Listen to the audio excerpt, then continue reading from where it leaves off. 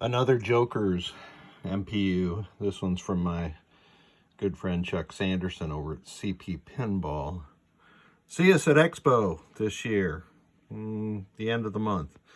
This one had corrosion on it from U41 all the way over here, all the way down through these two headers here.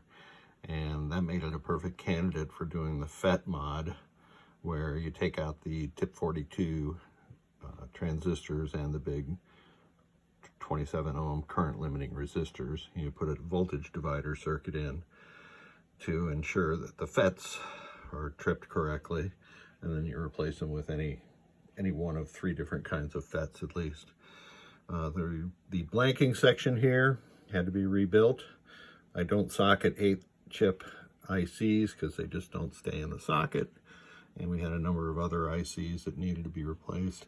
Installed NVRAM, and let's boot it up.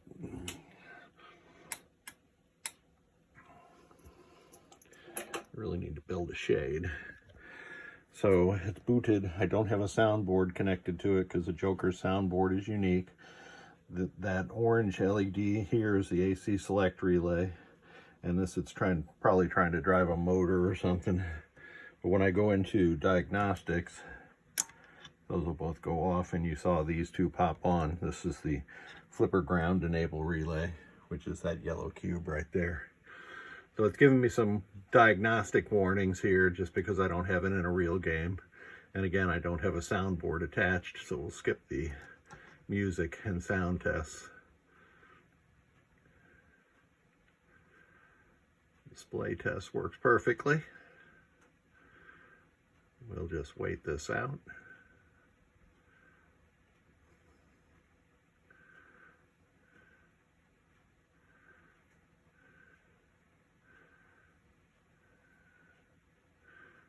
All right, lamp test. And this again is being driven by the FETs that I've installed. We can do single lamp test. I'm just holding down the advance button. We go to coil test. And you'll see a red LED light followed by the orange and then a green LED, and that's the multiplex coils operating, and only the first 8 are multiplexed. And then the second 8 just completed there. That you saw solenoid circuit 15 actuate for a little longer than the rest of them. That's because it's trying to drive that motor or whatever it is so that the operator can see that it's actually working. That was the switch inputs that I just tested. And we can do the switch test. I'm just going to march right down like this and go across the diagonal of the switch matrix. So you'll see it increase by 9 each time I hit a diagonal switch. And there's the last switch, so we are good to go.